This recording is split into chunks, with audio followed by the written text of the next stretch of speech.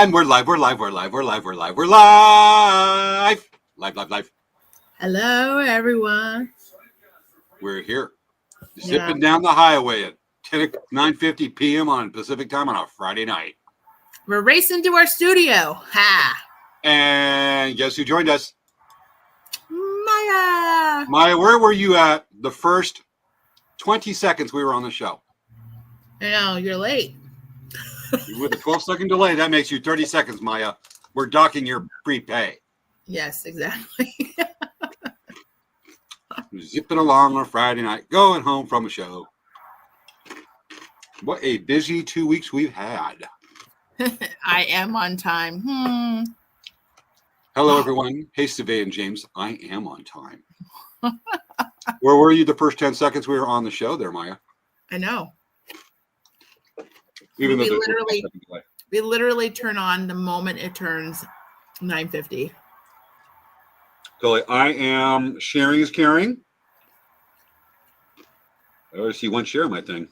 We are live for this week's episode of Late Night Craft Talk. Featuring, I'm going to do a voice text, the voice typing. Featuring James. What? You said featuring. I said James. Not featuring James. That would just be so conceited. I am not the main character. I'm one of two main characters. I know. Featuring a review of the film and television career of the Native American actor. Yeah. I know it's going to be a sad, but hey, you know what? What? I'm not. I am seeing it here. I was like, I don't see that we're live, but I'm seeing. It's weird. I didn't get a notification, but okay, here we go. I'm live. I'm turning that off. Sound off. Gotcha. Yeah. Okay, there we go. Lots of new news to Powell last weekend. You got Beach Shop Hop going on. I know. It is crazy. Yep. I got a new to me something. And medical stuff a little. But it has been a busy 2 weeks, folks. Sorry we weren't here live Friday last week. Where's our viewers cut? Oh, they're slowly coming on. We got so busy that we weren't able to do show live last week. We had to do a replay of one of our favorite episodes featuring Tupperware. We love Tupperware. Hey, Savannah. Yes, I'm working on my sharing right now. How many plastic containers of Cool Whip do you have storing leftover food in your refrigerator? None. I'm sorry, Cool Whip. None, actually. I have actually Cool Whip in them. Not Cool Whip. They're stored in a freezer. That's how you store your Cool Whip. Okay, so that's how you store your Cool Whip. Folks, if you don't know, that's a Family Guy reference. We need to do a show.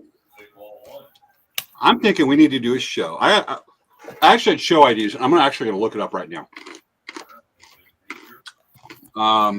Folks, let me know what you think of these ideas. Savannah, we're coming up with a list of shows for the fall. Let me look them up. I need to bring up the show notes anyways. Should I look at the show notes too? Yes, because that's got the outline we need for tonight. Okay. You know what's crazy? I haven't looked at the show notes in so long that it doesn't even pop up. That may explain a few things. I know. I'm sorry, guys. I've been a little busy. Okay, there. And I'm going to look at my show notes. Folks, let me know what you think of these ideas. We still got almost halfway through the countdown.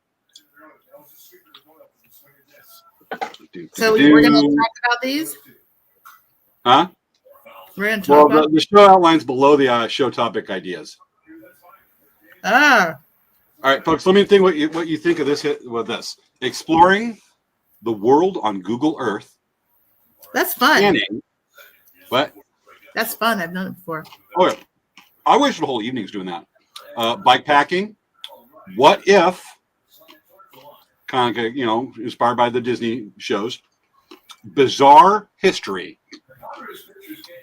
Tech time machine, examining old gadgets. I like that. The compliment battle. Guests go head to head in giving each other the funniest, most creative compliments possible. Like, for example, James, you always look so profoundly torn back. It's supposed to be compliments. Okay, sorry. So, yeah, you look so graceful with a spoonful of ice cream bigger than your nose and eyes put together. Oh, thank you. You have some ice cream on your upper lip. Probably it makes not. You look like you have a distinguished mustache. Probably not very likely because I'm eating it humanely like a person. We should have a mustache contest. Other ideas: viewer and guest talent show, 1-minute masterclass. Guests teach the audience something useful in under 60 seconds. Anything from folding a fitted sheet to tying a fancy knot, and the other ideas: 70s, 80s, and 90s fashion. That's some really good ideas. I like those. I was thinking them up, and my brain was just going, and I came up with those mostly. Mm-hmm. But those are some of the ideas we're looking at shows for this fall. Of course, October, we're just so close right now, is all about Halloween. I'm so excited about October. Big time. All right, we got a few people watching. We're just zipping down the road, rushing to get to open the show on time. I'm sitting here with my giant Peruvian Inca corn snacks, salted, my giant Nalgene full of sports drink, Brano that has electrolytes, and my kombucha. Yeah. I just had a nice little half cup of extra Rocky Road. Look at extra Rocky. I don't think I've had ice cream in a while. But look at that extra Rocky. That means it has more marshmallows and more almonds. Like Donnie Almond and the Almond Brothers. I don't know, but it's delicious. I like it a lot, but it's a smaller container than the standard Rocky Road, which kind of is a bummer because you're paying more. You're getting less ice cream, but that just makes me mad. But it's what it is. Guess what? Oh my gosh. OMG. We're going to have to do something about that. And your birthday. What? Birthday month. Isn't it birth month? I recommend everyone try birthday months. It's so much fun. Why would you call it birthday month?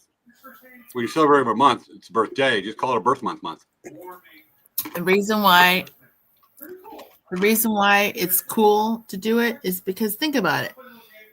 Spend time to go and see friends that you don't get to see normally, or make appointments to go see people,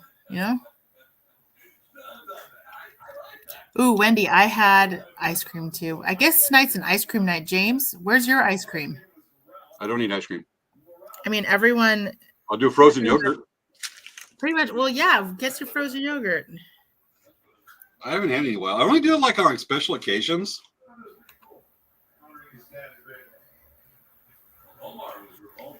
Wendy says, hi, y'all. Happy Friday. Yay. I go visit Wendy. I got to go to 29 Palms pretty soon, couple weeks. Okay. We're turning off. We're getting over to the studio, rushing. We're turning. Okay, we didn't run the red light. Even though it was the right turn. We got 37 seconds to make it to the studio. And the bright's going. We're bright. Zipping along. Okay. You ready for countdown, Savia?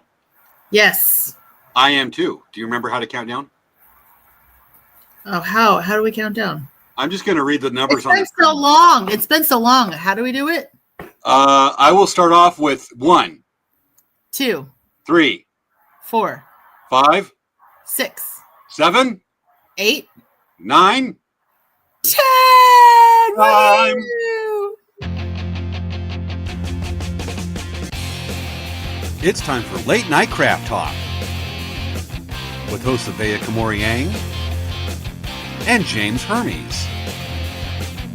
On this week's show, a review of the film and television career of the Native American actor Graham Greene. What do you call a Native American ghost who plays the accordion?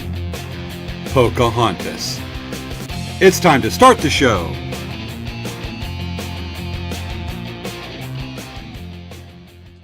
I wish you could, folks, see us dancing while the credits are going, because here they're going, we're like comparing stuff while we're dancing. Yeah, like we're like trying to show off, like be better than each other. I was doing the robot earlier. I was saying we're going to have a blast. And then I was dancing with the pumpkin. I'm just having a blast. Yeah, but I was dancing with the pumpkin. It was so much fun. Yep. Yeah. Anyway. Okay, mission statement. Okay, everyone. Welcome to Late Night Craft Talk.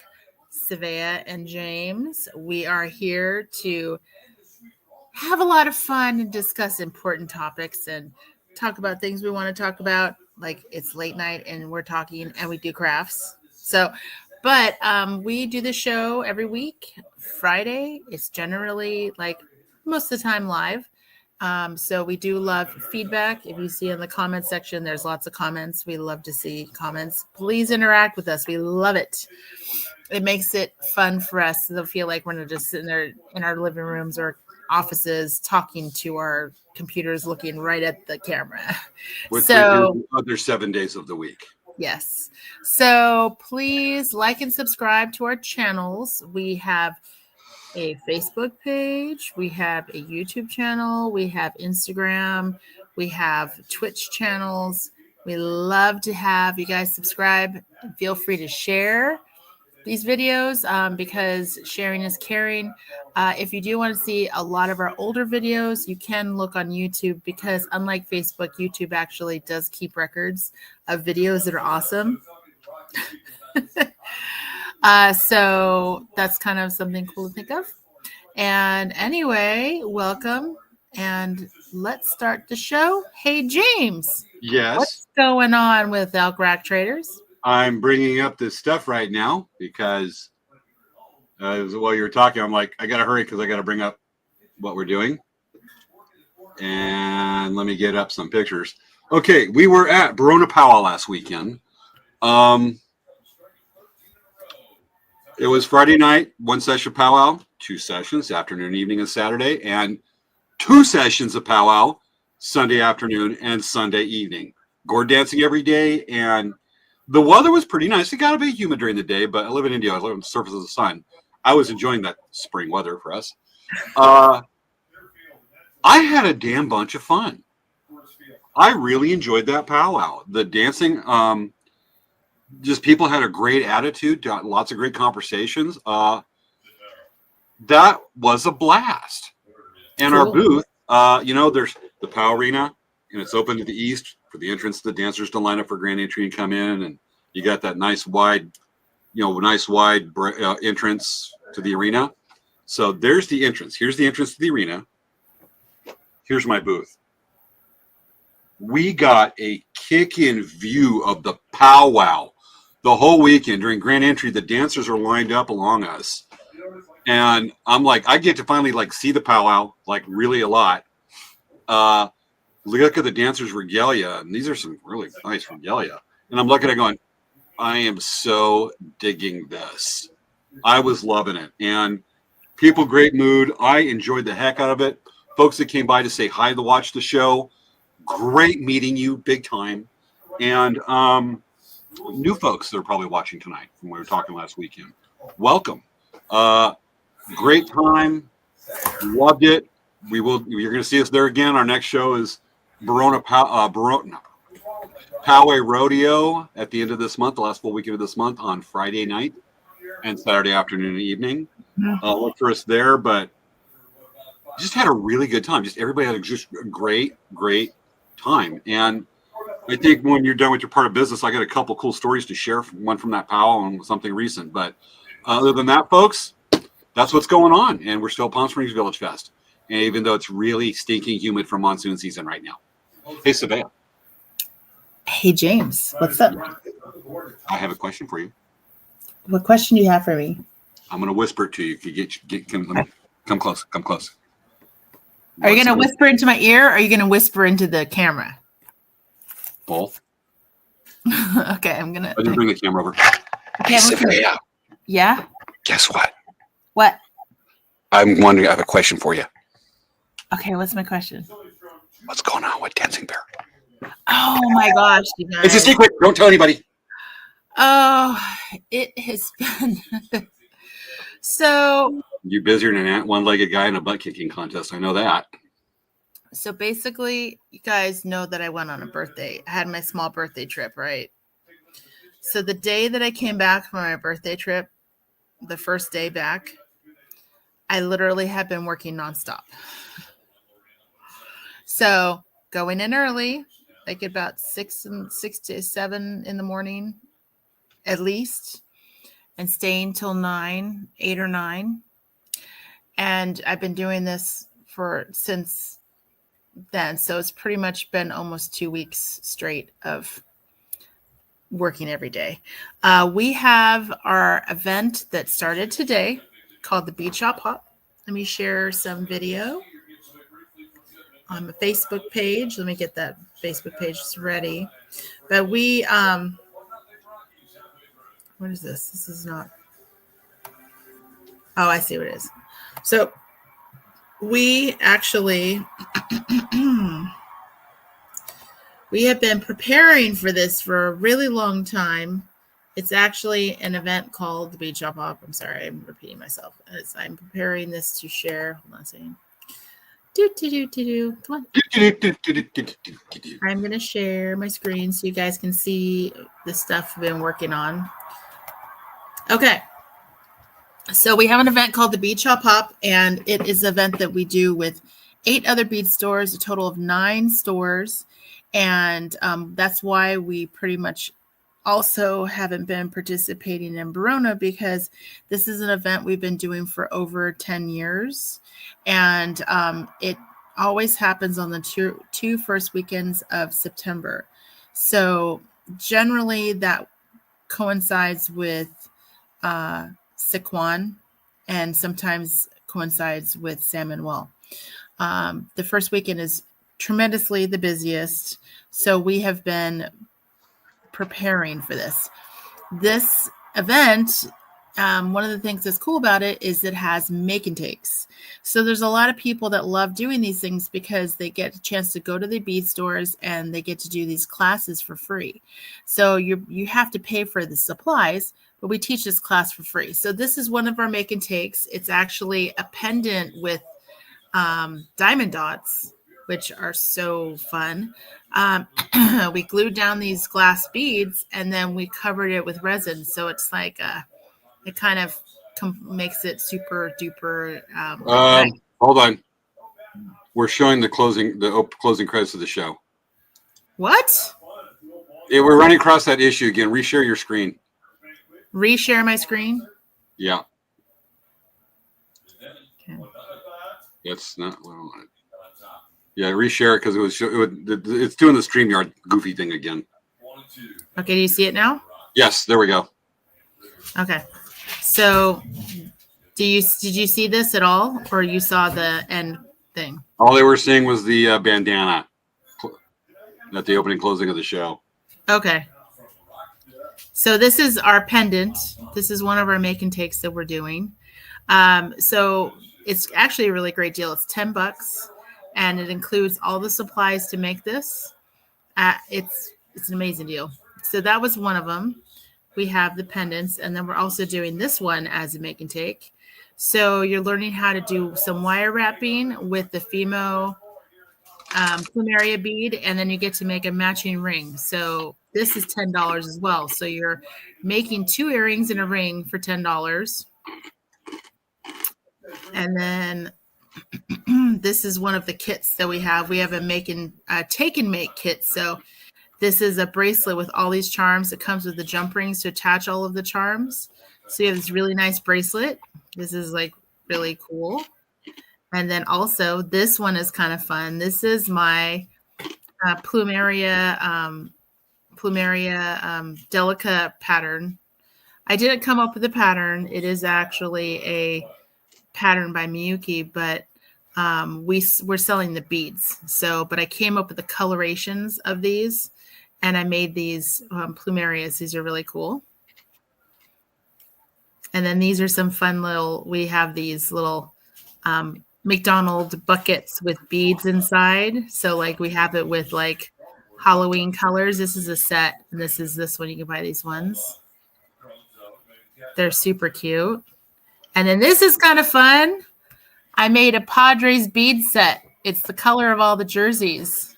So it's the City Connect and the classic Padres set. So we have these in size 11 and size 8.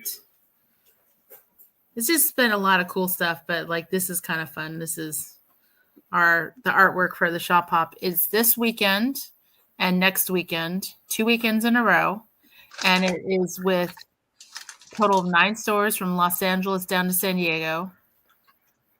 It is a lot of fun. You can win prizes, all kinds of stuff. And also there's a lot of gift with purchases and all kinds of cool stuff that happens along with it. So it's definitely a fun time.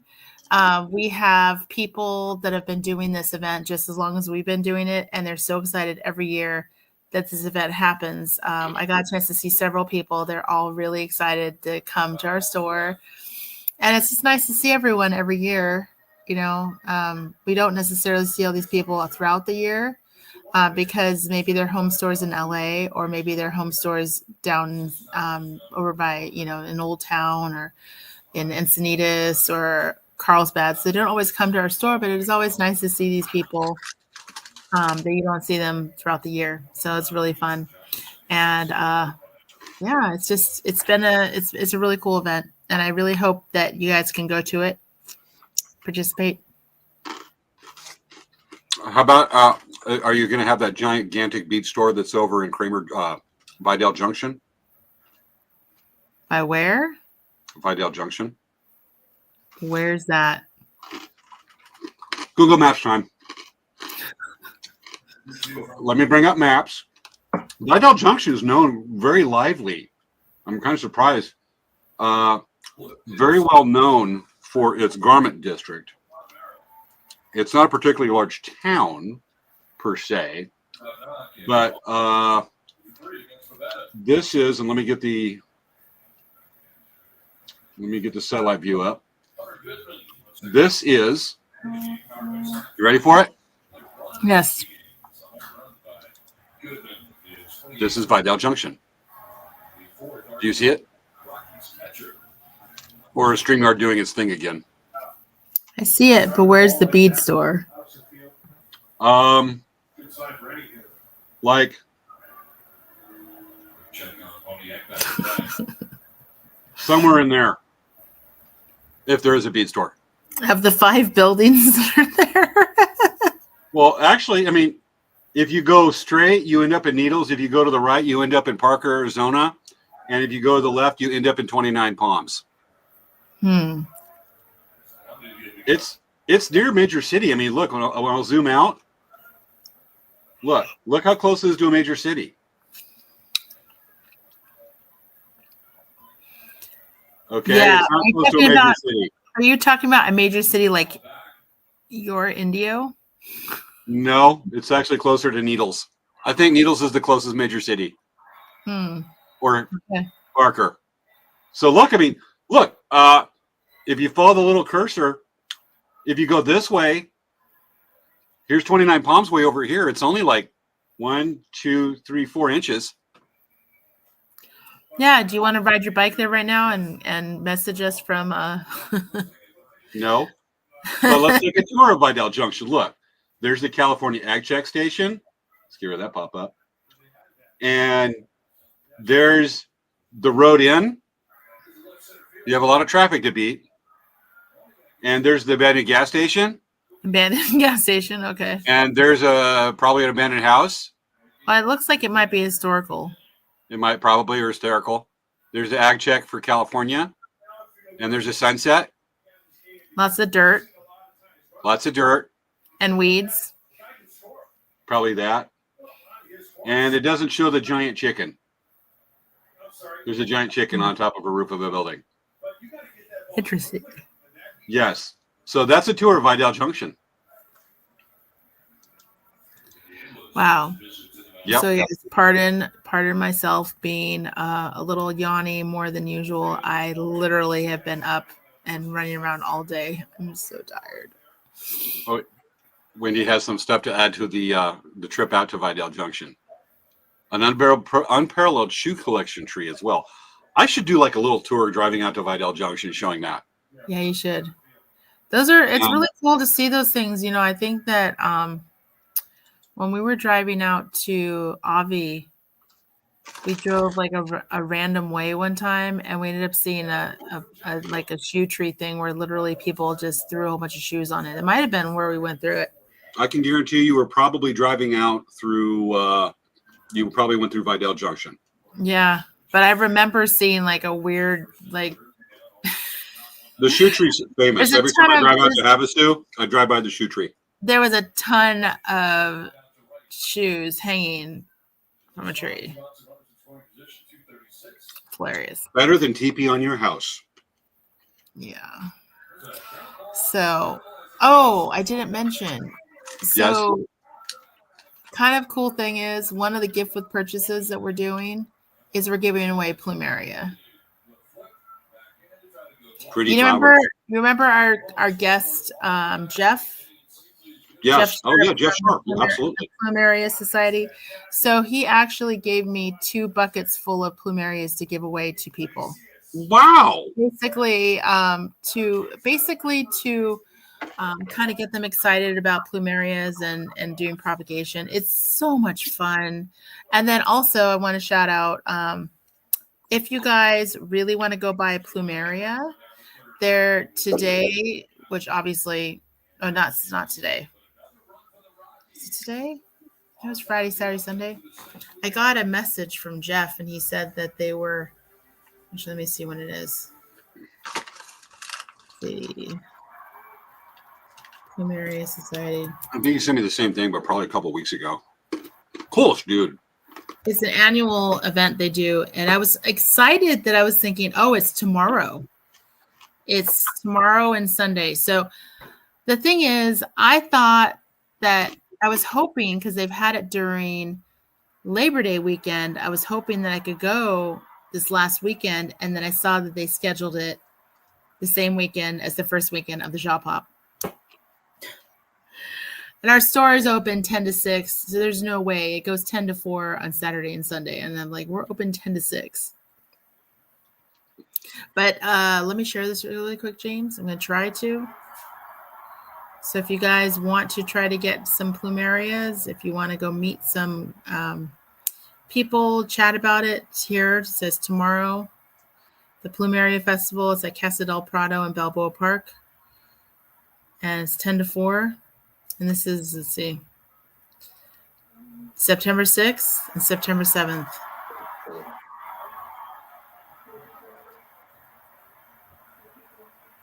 Got it. Okay. But I'm really excited. I actually, I've been, what's I going to say? I've been, let's see, where this. I've been watching for the, that's weird. It didn't put us back to our format. Yeah. So I'm excited about it. I'm hoping Jeff might hook me up and get me a plumeria that I kind of want to get, but I want to get one that's already rooted, because they're hard to get. They're hard to root. Sometimes some of the colors are hard to root. Roots. Yes. Oh, we have to pause the show. Okay. Yeah. Let's pause. Let's folks. We're going to pause the show for a moment. Maya is going to be right back. She'll leave momentarily, so we're going to go ahead and bring on some commercials. Yes.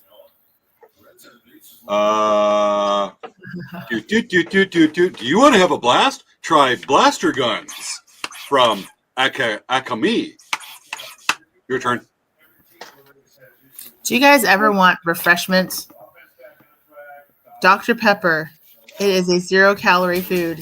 And as always, 0 calorie, 0 sugar, 0 calories. Mom, I don't want to eat that rice. I don't want to eat that Chinese food. I don't feel right with eating with a fork, but I want to eat it with the fantasy creature. Then, honey, try unicorn chopsticks. With this, your child will want to eat Asian food respectfully with the fun of mystical creatures, the greatest being the unicorn.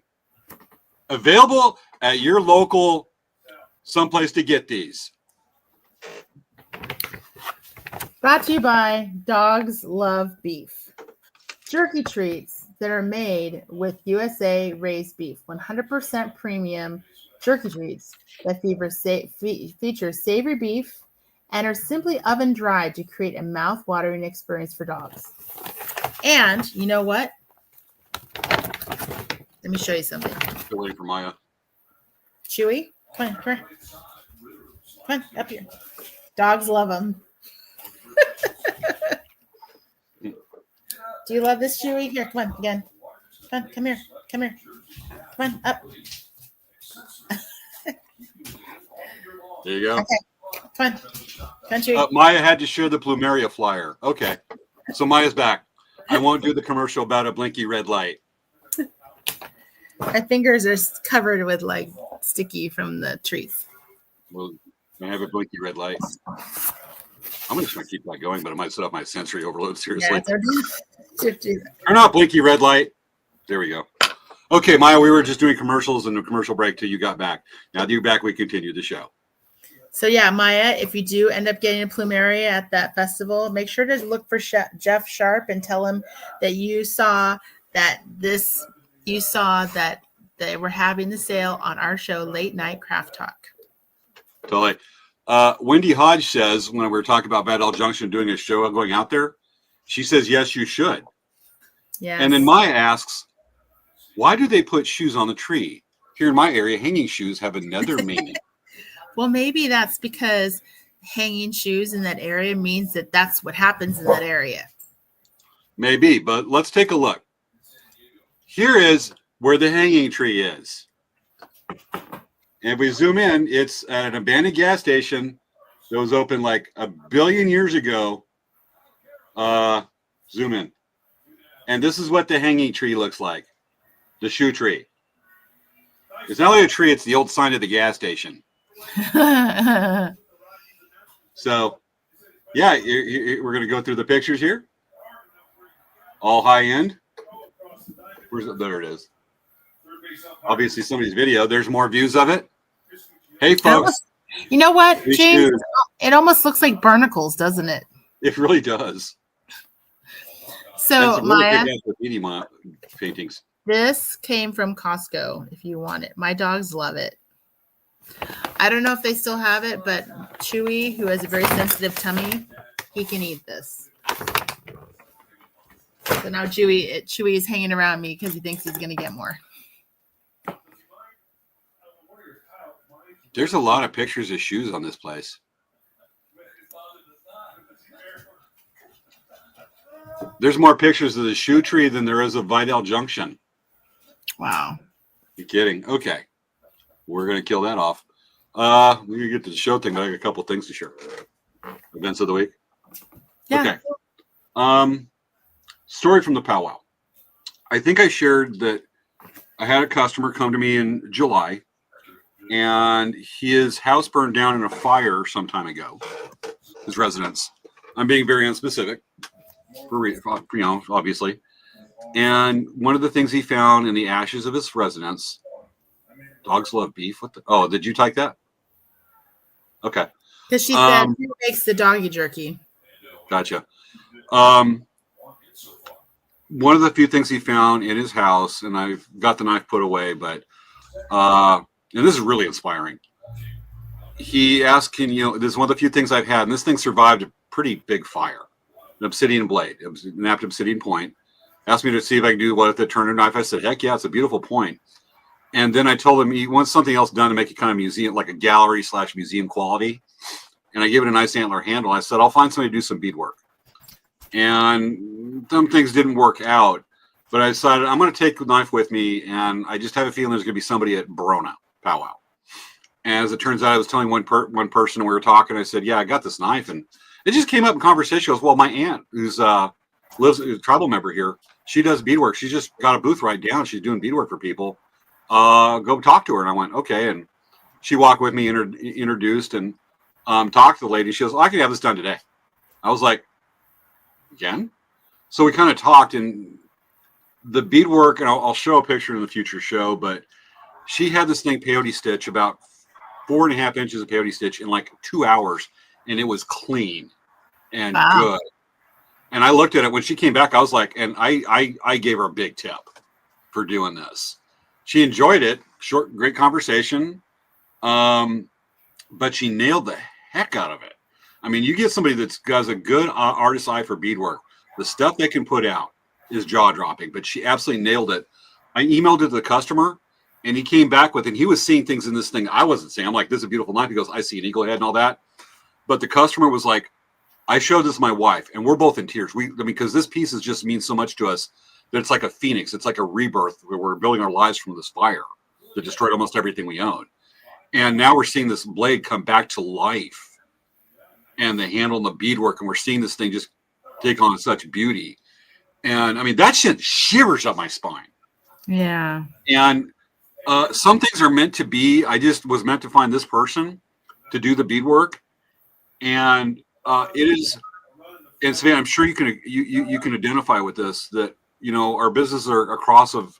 There's a mixture of religion, culture, history, artistry, psychology, interpretation that we have, and to know that you are there for a person at the right time, right place, and bring this and make an impact on their lives and just their outlook. To be able to have that opportunity is so freaking humbling. Absolutely, that's the feel-good story of the week. That's wonderful. So, yeah, and I think that's actually a good segue to our show subject because it's already 10:27. I know, right? Yeah. Obviously, if you don't know, Graham Greene, who's a very well-known Native American actor, passed away last Monday. And we want to change our very highlighted show that we've been promising for a while, that we're going to have to move it to another date, where we cover the history of Tupperware. Yes. I mean, we had a whole show planned for you about Tupperware, but we actually decided that it's way more important to talk about Graham Greene and how much of an amazing actor he was, and how he was actually he was a great actor. And I'm very sad to hear that he passed. He was, like I said, he was a very well-known Native American actor, and he was very respected in the industry. Oh, huge. I'm looking for the show notes that. Where the heck's the show notes? I'm going to have to do that. Hold on. I need to do a little fix. I'm doing a split screen with my computer just so I can get the show notes up here. We worked on this whole outline for this because he's so well known. We wanted to do something just amazing. Graham Greene's one of those people, one of those actors that. Do you want me to read it, James? The comprehensive outline of the career of Graham Greene? I have some PowerPoints that go with that, but yeah, if you want to start it, go for it. Totally. Okay. So basically, you want me to just read that out? I'm actually about to have it up here in about 5 seconds.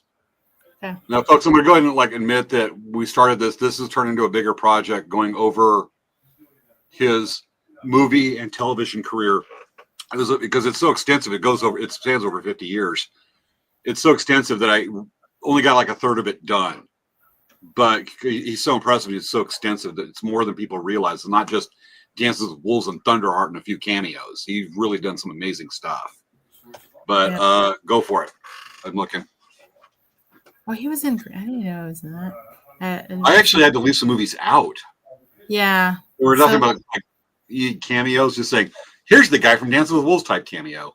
Not cool with that. Yeah, I know. Yeah, he did have the. I think I remember.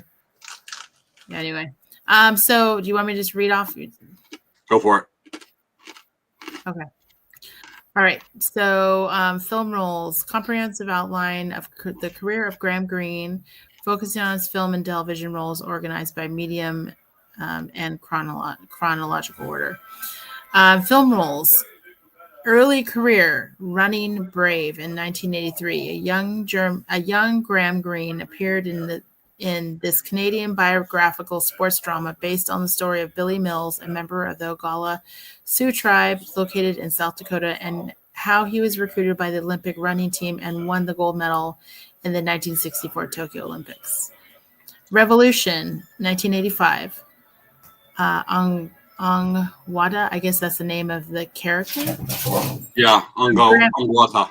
Yeah, Graham Greene played the character of Angwata in this 1985 British historical drama starring Al Pacino and daughter Sutherland, featuring frontiersmen in the colony of New York who involuntarily became involved in the American Revolution. Can I do the next one? Yeah. Because I'm looking, I got the script up here.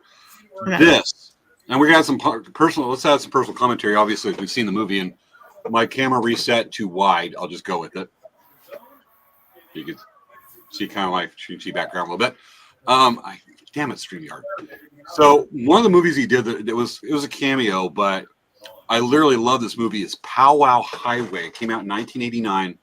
This is the first all Native American cast, predominantly directed, everything Native American. First movie, I believe, at all. And it's a cult classic in Native America. And he had a bit part where he played a Vietnam veteran in it. This movie, if you don't get Native humor, you have to look some stuff up on it because it's full of it on that one. But fun movie, love it. Deep, surprisingly deep in a lot of areas. And yes, Curtis, we'll cover that. I'm looking at Curtis Youngberg's comment. But here's a picture of Graham Greene in minimize screen. Here we go. Here's a picture of him and how Powwow Highway is a Vietnam veteran. I don't know if he actually was a Vietnam veteran. It's surprising the conflicting information on his IMDb database, his Wikipedia page and whatnot, how inconsistent they are. I've been reading up over the week, so it's hard to tell about some of this.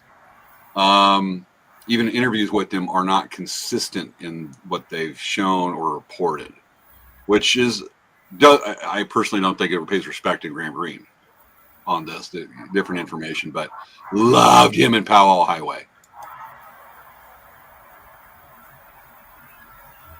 And should we cover the next one, the big one? Yeah, you can do that one. Can we do that one? Yeah. Okay. The standout role that everybody's going to identify him with was with the 1990 Kevin Costner movie, Dances with Wolves, which I think this is the first time we've ever actually mentioned that movie on the show. Mm-hmm. In the orientation of our businesses. He played Kicking Bird and was very critically acclaimed. I think Dances with Wolves won like 7 or 8 Academy Awards. It damn near swept that night. And he came out with an Academy Award nomination for Best Supporting Actor for playing Kicking Bird. And after that, it's like, he's the guy from Dancing with Wolves. And he did a hell of a job in it. Really did. Mm-hmm. I mean, that was his standout role. And,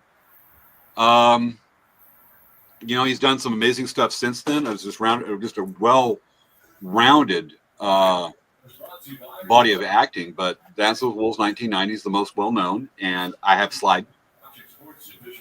I should play that slide because I put the time to make it. And there he is. The iconic role is Kicking Bird in Dances with Wolves. And also not much older than Mary McDonald, who played Stands with a Fist, even though he's father. But you know what the heck? Who can read age? You want to do the next one? Or can I do the next one? Have you ever seen that movie? That's next? No. Okay, I mentioned on the show before. The next one he does, and I'm going to bring it up the picture, clear cut. This is not well known, and he does a hell of a job in this movie. It's debatable. It's kind of open-ended what exactly his character is, but he plays an indigenous activist. Some say that. Some say a trickster spirit. Some say a water spirit. It's obviously up to her interpretation, but he plays an activist. There's a white lawyer who wants to go against this company that wants to clear cut this forest on a Native American First Nations reserve in an unspecified province up in Canada. And he just appears. And let's just say that in one part, and I've put on a show before, I've said it, that at one point when they kidnapped the owner of the lumber mill, he debarks him. And it's vivid. And Graham Greene does, I mean, he killed it on this. Not literally. But I love this movie. It is, don't watch it if you have young kids or if you can't take some graphic images or scenes. But wow, he was amazing in this. Clear cut. Some called Native American cult movie. It is a cult classic in Native America, but wow. You want to do the next one? Yeah. This movie. So this movie is one of my favorites. Are you putting up a slide? Yes. There he is. So Thunderheart in 1992, Walter Crowhorse. I love this movie. Thunderheart is a 1992 American neo-Western mystery film that is loosely based on the fictional portrayal of events related to Wounded Knee incident in 1973. Graham Greene plays the character of Walter Crowhorse, a tribal police officer that assists an FBI agent to investigate a murder on the reservation. I love this movie. It's one of my favorites, and plus it had Val Kilmer, and Val Kilmer also passed away. So it's kind of a it's a good story. I mean, their relationship together, how they played off each other. It was a really great movie. I really loved it. And I remember when it came out, I just loved this movie. I thought it was wonderful. Can I say one of my favorite quotes from that movie? Yes, but let me say something first. So Okay, there's a guy named Frank Cadell. Frank. What's they say? Frank Cadell. And Cottrell, who tried to reach in and get a set of keys out of the tribal members underneath the porch to unlock the house, and a badger bit him. And so Val Kilmer says to Graham Greene, "Hey, you couldn't touch Frank Cadell's badge." And then Graham Greene says, "Where's Badger?" Watch the movie, folks. You'll love it. I was going to say that after watching this movie, I wanted to meet him, to just talk to him about his roles or his acting career. I really was interested in wanting to meet him because of it, because it's just, I thought it was such an amazing role that he did as an actor. Just an outside character, which I really liked that. I thought it was a really great movie. Yeah. The people I've known that have met him, surprisingly, actually, my dad's met him at a tribal powwow. Unfortunately, I wasn't there to do it, and I was like, but probably a couple dozen people have met him. He used to be really active, showing up to powwows and whatnot in the 90s, early 2000s, throughout the 90s. And about everybody I know that has met him and have been able to talk to him says that he is so personable, so warm, and he's hilarious. He has one heck of a sense of humor, which, yes, Mom, the Red Green Show, we're going to be addressing that, because that just showcases humor. And so does Thunderheart. Yeah. And probably the next movie we're going to mention. Let's skip some of the lesser movies and go into the ones he's more well-known for, if you're cool, just because we only got 20 minutes left. I like that idea. Yeah. Maverick? Yeah. I love this. So this is from the movie Maverick. It was a remake, reimagine or update from the TV show that had James Garner. And this starred Mel Gibson. This is like, what year was this one? Maverick, 1994. And that's, of course, Graham Greene on the left. And he is so hilarious in this. He kind of bucks the trend of the stereotypical iconic native. This is he had a great role. This is really totally scammed the guy. It was awesome. Oh God, yes. One of my favorite lines is when they're in the village and Mel Gibson's going, "What are you doing here?" He goes, "Well, hunting's been bad. We have this Russian hunter. He pays well, but guy, he's got to hear he's got to see war paint, and hear the war drums all the time. He yells that. I was laughing. It's like not sleeping for a week and then trying to fall asleep next to a 49. Yeah, that was really funny. I like that movie. Oh yeah, he killed it in this. He was just great. So yeah, it's one of my favorite westerns. It's so funny. I could watch it today and still laugh. And Graham Greene just nails the heck out of it.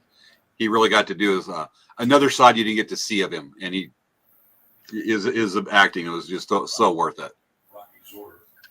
So then we go to this one. You want to cover Die Hard? Yeah, Die Hard. There he is with Snakes on the Plane guy himself, Samuel L. Jackson. Yeah, so he was in Die Hard with a Vengeance, 1995.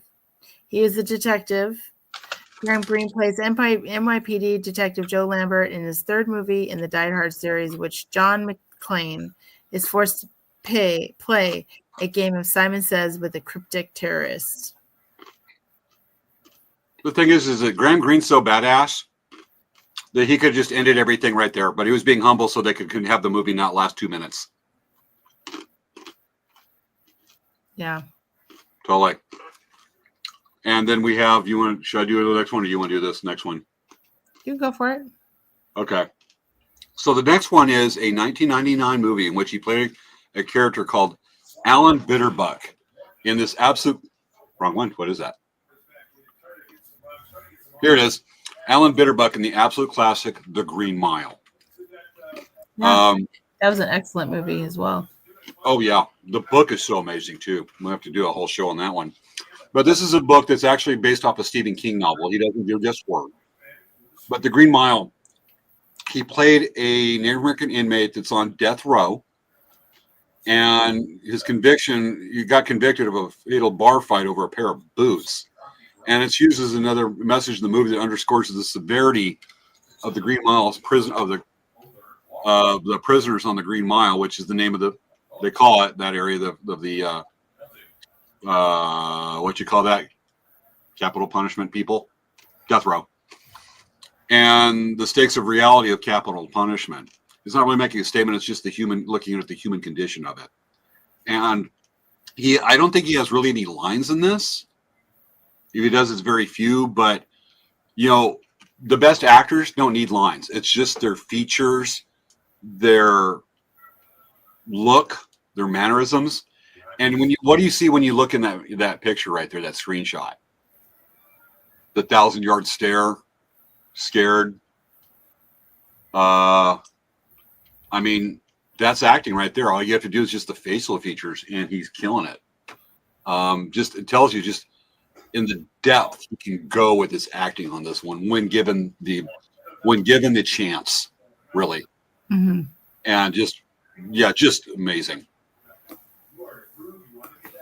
And I think that's actually the last of our slides I was able to put together this evening before things got super, super busy. Yeah. But we'll cover some of the others. Maybe we'll show some of the images. But we've got some mentions on here there quickly. No specifics on this one. Write-ups. We can probably add it. We've got 15 minutes. Should I walk through or do you want to? Can you start to take control? I'm just getting really tired. Yeah. So other movies he's been in, Lost and Delirious, Snow Dogs. He had a cameo, a really minor role in Snow Dogs. Transamerica, I really don't know much about that movie. The Twilight Saga, New Moon, he played Harry Clearwater. Casino Jack and Bernie Sprague, The Twilight Saga, Breaking Bad, Breaking Dawn Part 2. Haven't seen it. Winter's Tale, The Shack in 2017, Molly's Game. And I loved him in this, in the movie Wind River. I love that movie. It's a movie loosely based on and influenced by the Red Hand movement about the missing human trafficking of and missing and abuse of Indigenous women. Jeremy Renner did a hell of a job on that movie. So some other movies he's been in, and it's usually bit parts. It just doesn't. It's beneath him, but he did it just because he's awesome. Through the Black Spruce, Tar, The Wolf and the Lion, And Antlers was his last movie in 2021. I don't know much about that movie. His TV roles. Have you ever seen Northern Exposure? You know, I Came think on CBS. I need to go revisit that show because when it came out, I think that it was a little bit of an older audience for me to watch. It was. So I never really watched it because it's like I said, it was never really my kind of age group. I mean, you know how you're so much older than me. I mean, makes sense that you would watch it. There's like no difference in our ages. We're both under 50, but we're both over 20. Oh, I'm sorry. Somebody's lying here between the two of us. Right. I guarantee you, you walked right into that. it's one of the two of us. But who can you believe the most? Northern Exposure. Yeah, CBS in the 90s was what all your grandparents watched. It was like a whole network, almost a whole network of NCIS. Everything. That means old people watch it. But this show was so smart. It was slow paced, but it was so smart, so intelligent that it was, and it really underrated, but it was amazing stuff. And he played Leonard Quinhagak for 5 episodes, recurring character in the show Northern Exposure. And it's about a Jewish doctor that's stuck serving in a small Alaskan village that's mostly native in the northern half of Alaska, middle of nowhere, and just how boring it is in his life because nobody really needs a doctor with the skill. And just the quirky town, and it's just really fun. And he was in that show. He was also television career included Wolf Lake, a regular role in this a CBS show about the supernatural. Another one was Cover Me, based on the true life of an FBI family. I don't know what he played in that. Into the West, Conquering Bear. Did you see that one? No. Honestly, that's probably the only role I've seen him in of a lot of these movies. And I haven't seen everything, but Into the West, I liked him in it. But Into the West as a whole is a stinky pile of crap. Historically, interpretively, but the role he had in it, and sometimes they didn't know what he was getting into, he killed. He was amazing. He was amazing whatever he does. But Into the West was put on by TNT. It was a miniseries. Obviously made 2000s. Longmire is one he's well known in. That point from 2014 to 2017. I've yet to get into that show, but I've heard great things about him in it on there. And he was also, get this, in Murder, She Wrote with Angela, what's her name? Lansbury. Angela Lansbury. I didn't know he played Sheriff Sam Kiami in Murder, She Wrote, which is why you don't invite Angela Lansbury to anything, because somebody always dies. Absolutely. Totally. So he played, he was in there. He was in LA Law. Actually, no. I think that's the show about French lawyers, isn't it? La Law. LA Law. He played Juanica, a Navajo tribal lawyer. He doesn't even look Navajo. Numbers, Psi Factor, Chronicles of the Paranormal, whatever. Okay. Being Erica, I'm going to go to one. Defiance. That was a great one he was in. Family Tree. A miniseries called Shattered City: The Halifax Explosion, and he also had roles in Tulsa King. That was an underrated movie. Riverdale and American Gods, which is another not well known but very well done TV series. But probably my find that shows his best range and his incredible sense of humor is The Red Green Show. You ever watch any of that? You know what? I think I would have to watch that. Sounds probably really good. It's dad jokes, clean humor, which is nothing wrong with that. Oh, I loved him in Echo. Oh my gosh, he was so funny in Echo. Oh, I haven't seen Echo. Oh my gosh.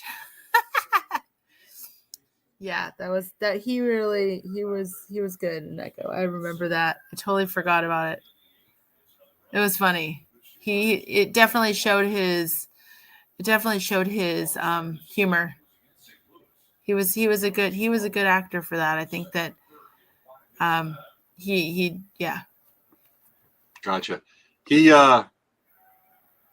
pretty good. I'll have to look at that, definitely.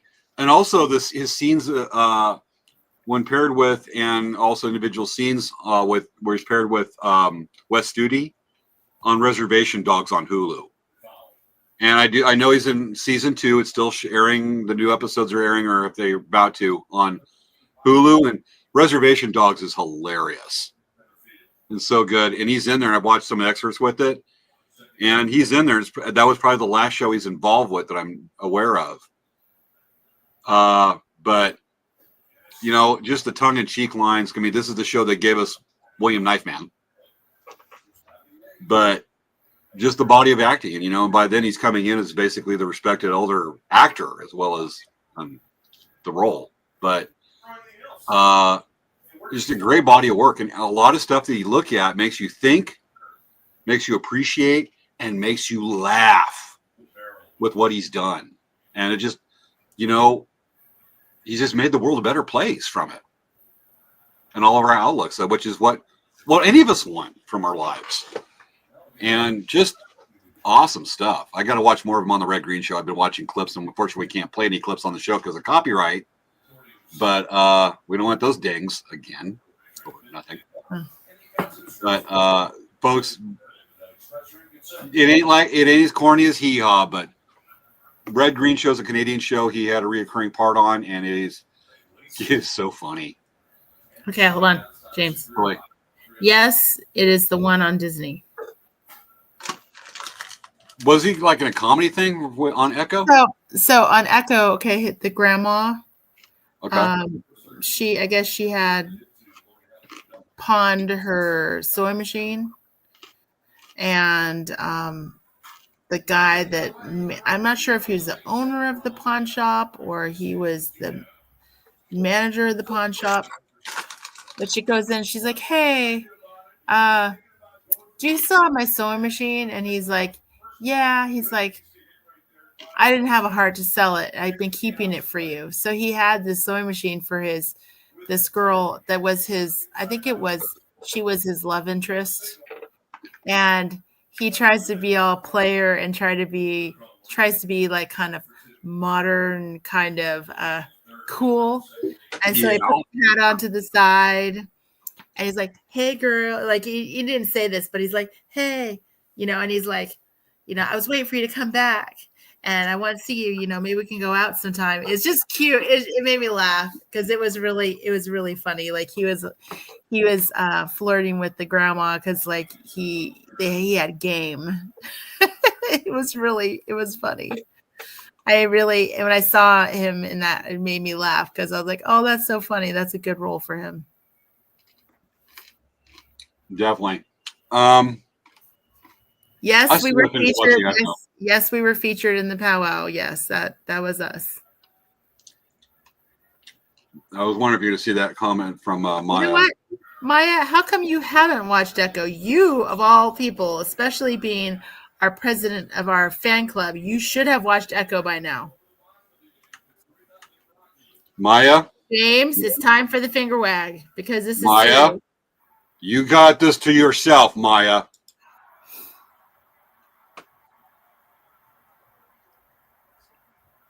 Okay, back to the show. So better watch the show Echo before the next show happens because you know that we're going to be giving you test questions. Be prepared. We're totally going to do that now. Yes, we are. Got it. Oh, he played Red Chief Rainsfall in Red Dead. Wait a second. How can you forget, Maya? You forgot about Dancing Bear Indian Trader on Echo, and you're just remembering? Savea, we're beyond a finger wag. My feelings are being hurt.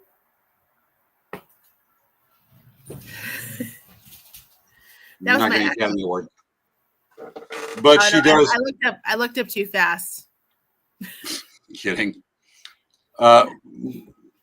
Maya, you brought this to yourself. You've gone beyond a finger wag to the evil eye.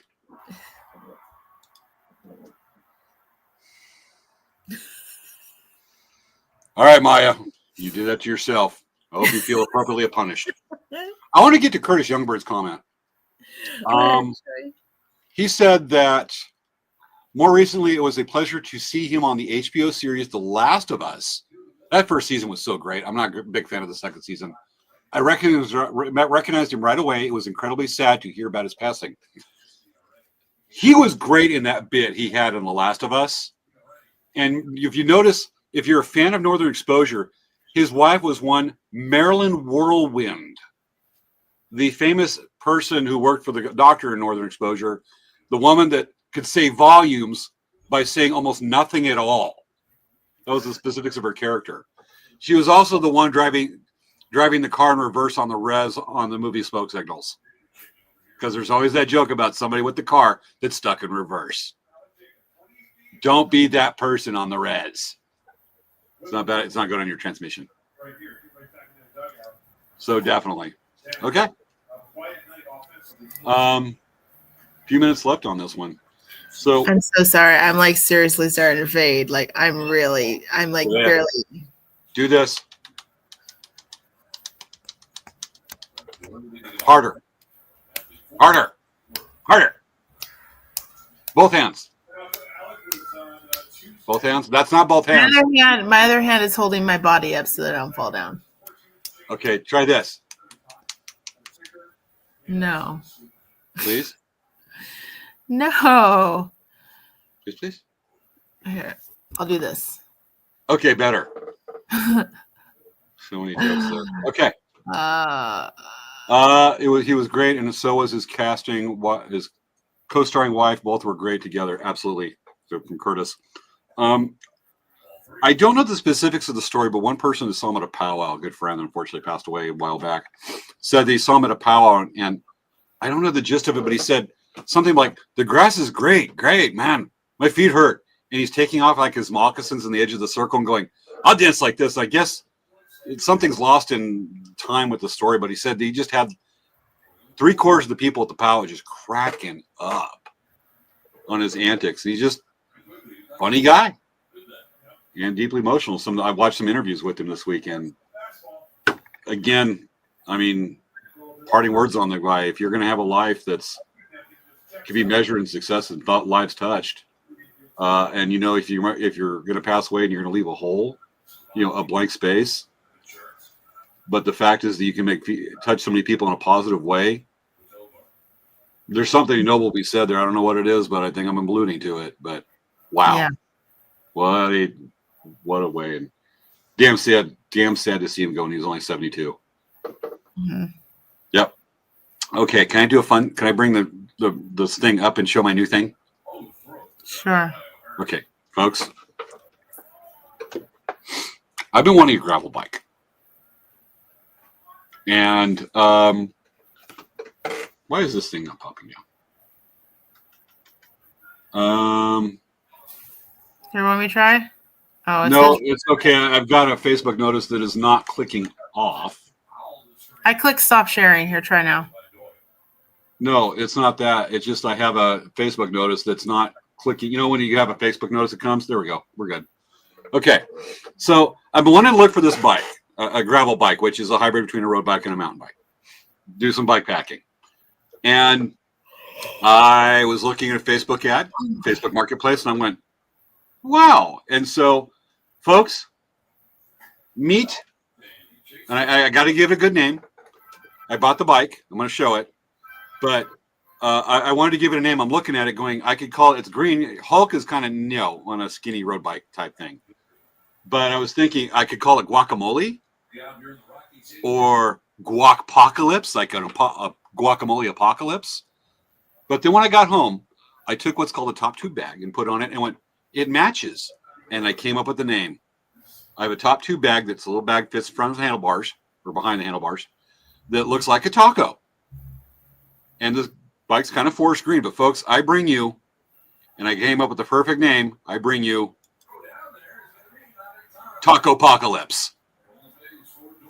because there's a top 2 bag. So, fun bike. First time I've ever ridden a road bike with them skinny tires. I've always ridden mountain bikes. That's all I exclusively know, really. Went out for a 50-mile ride this morning. It was fun. I mean, that sucker's feels like a rocket to me when you used to ride a heavy mountain bike. But get this. Okay, there's the thingy. Look at the chain. I've never seen one of these. I've heard of it. I've never seen one, and now I owns one. Look at the chain. It's a freaking belt. And the gearing, all that, what's called a cassette with all the little sprockety things that go around that the chain jumps onto, is all internal inside the hub. It's called a chain drive. I'm like, dude, this is crazy. Wendy says Green Arrow. Taco Apocalypse. Green Arrow implies a good guy. Hey, James. But, yes? It's already the end of the show. Let's go. Yeah, I know. I'm done sharing about it. But, folks, we're going to have some fun with some videos with Taco Apocalypse. So, be ready for that. And with that, what's next week's show? I don't even know. You forgot. I can't even. I'm so tired. Come on. Let's go. I'm just kind of having fun kind of torturing you. All right, folks, we got to go. But next week we are back. Savannah and I will be on the show live next week. We will be bringing it back. We will keep on promising this. We will be back with the history and cultural impact of Tupperware. With that, this has been this week's episode of Night Craft Talk. Savannah's going to say something noble that she's been waiting to and totally has the energy for. Good night, everyone. You've had a long day. Sorry about the torture. But all right, folks, this is this week's episode of Late Night Craft Talk. Do yourself a favor. Pick out one of your favorite Graham Greene movies. Watch it, remember, and try to live a life that people remember you that can be brightened so much. That's one takeaway from him in our week with him. Otherwise, see you next week. Tupperware. Bye, guys.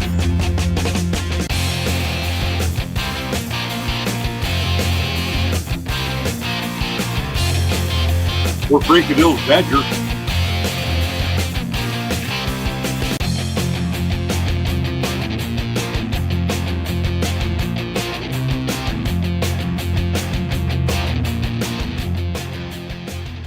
Oh, ain't he cute? I'm going to get up before Savea completely falls asleep and kills me beforehand. Night, folks. See you next week. Tupperware.